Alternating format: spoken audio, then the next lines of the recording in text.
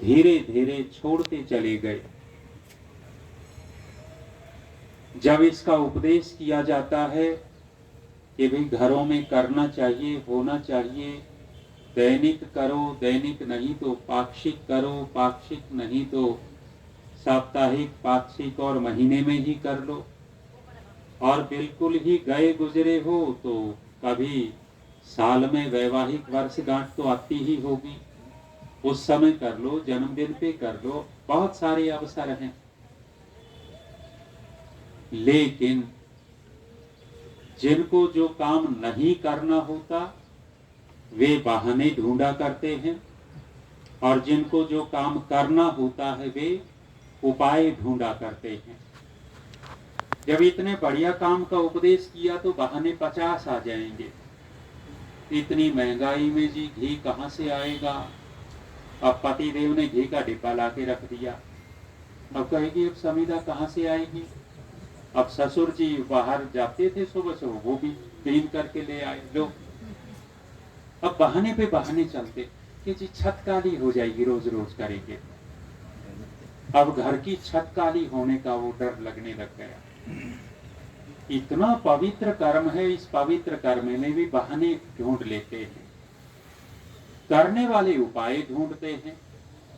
जिसको हो गया कि मुझे हवन करना है, ये हवन कोई सामान्य नहीं है, पुण्य तो बढ़ाएगा ही बढ़ाएगा। एक बात कह देता हूं, जो इस यज्ञ हवन को करते हैं आप उनको कहीं कभी गरीब नहीं देखेंगे। वहां से धर्मपाल जी एमडीएच वाले जब वो सब कुछ छोड़ करके आए पाकिस्तान में, बड़ी बड़ी उनके दुकानें थी, प्रॉपर्टी थी, धन था, सब कुछ तो छूट गया, सब कुछ छूटा, लेकिन हवन कुंड नहीं छोड़ा। हवन कुंड साथ लेकर के आए और नित्य प्रति हवन करते रहे। जो आदमी चवन्नी अठन्नी लेकर के तांगा चलाता हो और आज वर्तमान में साल में लगभग 25-30 करोड़ रुपए दान करता हो, वे कहा करते थे कि मेरे पास इस हवन से ही आया है। हवन कोई सामान्य चीज है ही नहीं, कोई करेंगे तो अपने आप धीरे धीरे परमात्मा की ऐसी व्यवस्था है कि सात्विक धन, सात्विक ऐश्वर्य उसके यहाँ आएगा ही आएगा। बीड़ी पीने में बहाना नहीं ढूंढेंगे। कोरोना काल में 10 रुपए का जो पाउच आता था गुटखे का, तो 200-200 रुपए में खरीदा। जब हवन की बात करते बाबूजी हम तो गरीब हैं, हवन कहाँ से करेंगे, घी कहाँ से खाएंगे, और 200 रुपए का पाउच खरीद लेंगे गुटखे का जो 10 रुपए का बिकता था। न करने वाला बहाने ढूंढा करता और करने वाला उपाय ढूंढता है। गुजराती परिवार है, थाने में रहते हैं, बंबई उनका कारोबार। परिवार में गया तो रोजाना नित्य प्रति हवन होता था। हवन होता था तो वहां भी फ्लैट में रहते हैं, महंगे महंगे 80 लाख, करोड़, 2 करोड़ रुपए, 4 करोड़ रुपए का फ्लैट। तो छत काली होने का डर तो वहां भी था। लेकिन करने वाला क्या ढूंढता है? उपाय ढूंढता, बहाने नहीं ढूंढे। उन्होंने उपाय ढूंढा कि छत काली होती, इसका उपाय क्या हो। दोनों भाई इकट्ठा रहते हैं, संयुक्त। वो बड़ी सी चादर खरीद के लाए, जितना साइज उस छत का था।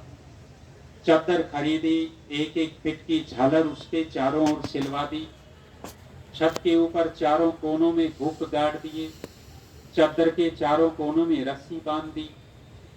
2 मिनट लगते थे, दोनों भाई स्टूल पे चढ़ते, रस्सी को हुक में टांग देते और छत के नीचे चादर आ जाती। हवन करते तो क्या काली होगी, छत या चादर? चादर काली होती थी। सप्ताह 10 दिन में धो करके फिर लगा लेते।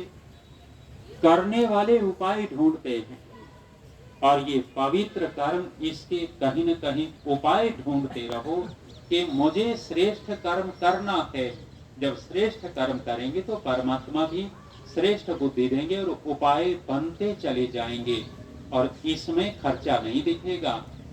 माने जो केवल और केवल 98 का आलू उस पन्नी में भर करके, हवा भर करके बेचते हैं, वो 15-20 रुपए का खरीद लेते हो। 98 रुपए का आलू, केवल 50 पैसे, 1 रुपए का आलू पन्नी में ठोक दिया, 20 रुपए का खरीदते हो। वहां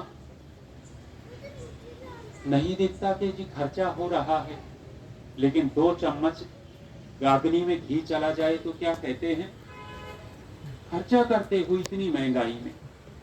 दूसरे खर्चे आप गृहस्थी लोग बैठे हो, कितने व्यर्थ के फालतू के खर्चे करते होंगे।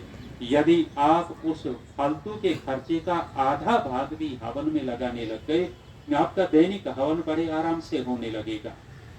तो ये यज्ञ हवन बहुत पवित्र कर्म है। कुछ आहुतियां और देंगे।